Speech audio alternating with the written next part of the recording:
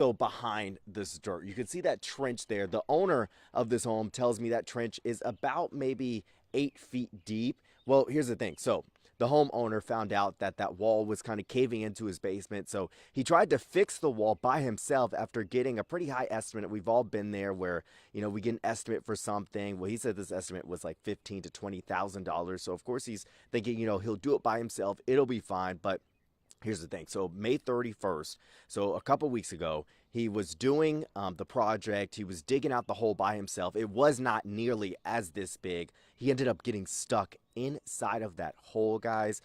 His daughter, she's only a few years old. She told me she heard her dad say, ow. She was very concerned.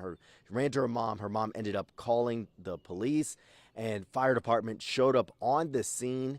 And he was in that trench for hours, guys. Hours he was in that trench, or about 4 hours, he tells me it took for rescue crews to get him out of the trench. But he really does thank them for saving his life. He says this really could have been a lot serious, because he did say he was starting to not be able to feel his toes in one of his feet. While he was down there. So he just really was in a bad situation.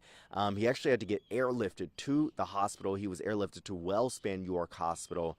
That's when he did find out that thankfully he would be able to keep his feet and his toes. Nothing would have to get amputated. So definitely was a good situation for him. He said he's just really grateful for the response of the emergency crews, just the fact that they were able to get him out of that trench, and he was able to keep his limbs and everything. But he said they had to dig deeper in order to get him out. Of course, this is not all they had to dig. This was after the fact. But so he's in the hospital. He got out not too long ago. He is wheelchair bound for now. He is expected to get out of that wheelchair in about 2 months. And he did say that they do expect to be in this home also within 2 months. But first they have to fix that basement wall there. So while he's been in the recovery mode, other people have been digging this out, getting it fixed up so that they can move in. But I want you to come over here. Let's take a walk, and let's walk up to this door.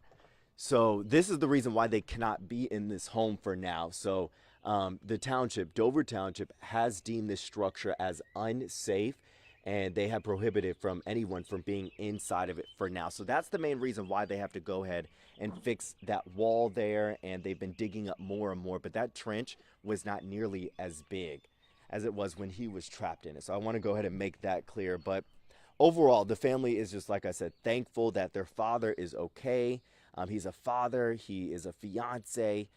So yeah, he's okay, and he is expected to be in his home with his fiance and younger daughter.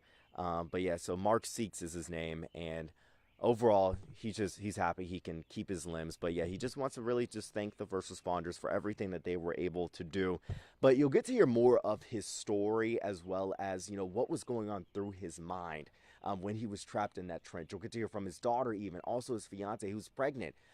So it was just a pretty tough situation for that family. So we're just glad that they are doing okay. So you definitely want to watch tonight at 5 and 6 so you can see a full report on their recovery, what it was like when he was down in that trench, and also what's next for that family. But for now, reporting in Dover Township, I'm TJ Anthony, CBS 21 News.